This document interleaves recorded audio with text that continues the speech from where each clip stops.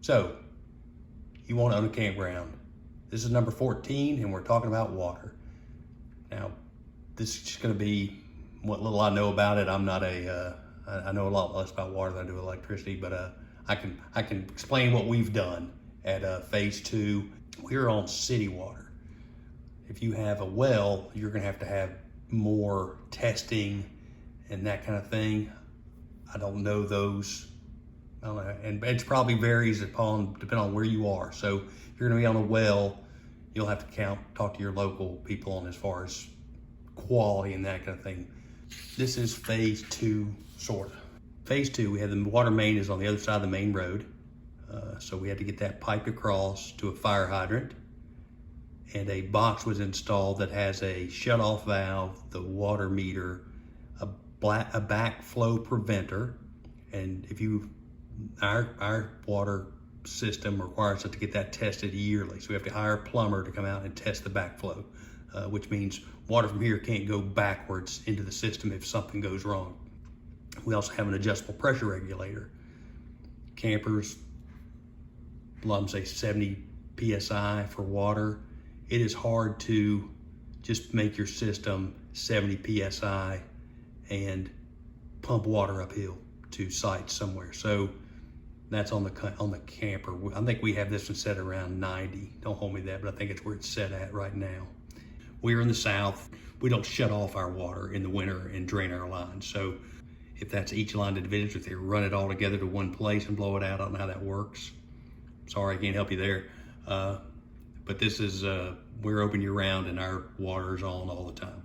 My plumber took it from here and ran the rest of this. So we have a main line that comes down here and pull-offs at each pull-through row. So it goes across the road and there's a shut-off here, shut-off here, shut-off here, shut-off here, shut-off there. So we can shut each one of those rows off. Now, if something happens on this line, the whole thing's got to be off. That's just, you can't. You could maybe run another line down here and across the bottom and put shut-offs down here and backfeed, or shut off one section and keep everything else on. That probably could have been done. We didn't go to that expense, but that's depending on what you want to do. There's probably options to keeping most of it on, if that made sense. Okay, this is a very bad drawing of what a water connection looks like in phase 2. I don't have exact same setup in the main campground, but this is what we did for phase 2. So this is a rectangular valve box or irrigation valve box with a lid that has a door in it. You can get those at Home Depot or Lowe's or your plumbing supply place or wherever. Anyway, only they're black with a green lid. So what we did was we run a 3/4 inch water line to each site. It hits a PVC ball valve.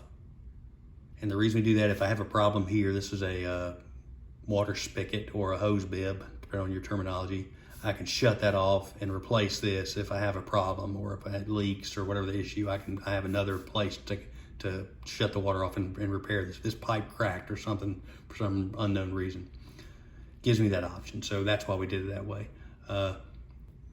The connection for your water hose, if you can make it 45 up, angled up, and towards this direction, then when you put the lid on that has a door, you can run your hose through there and connect it, and that way you have some protection for your box. It doesn't get just open to the weather all the time and keeps stuff out of there to a point. The negative of these, we mounted them flush, and we should have mounted them an inch or two above ground, because being a brand new location, we didn't know how the water would flow and all that. I had a lot of mud flow into some of these because it could just fall down in there. If it was up an inch or two, it would have flown around, I think, and we wouldn't have as much mess. So if you're building these and you want to use this style, I suggest mounting them above the surface just a little bit. In the winter, we require heated hoses, and we also take insulation, put it in bags, and fill up the voids in these boxes, because our monthly people aren't going in and out here very often, so it's not like somebody's camping every day.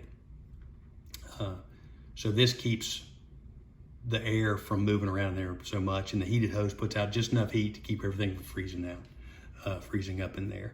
And it has worked so far. Now, we haven't had crazy cold winters. We have had them in the past. If we did, we'll see what happens.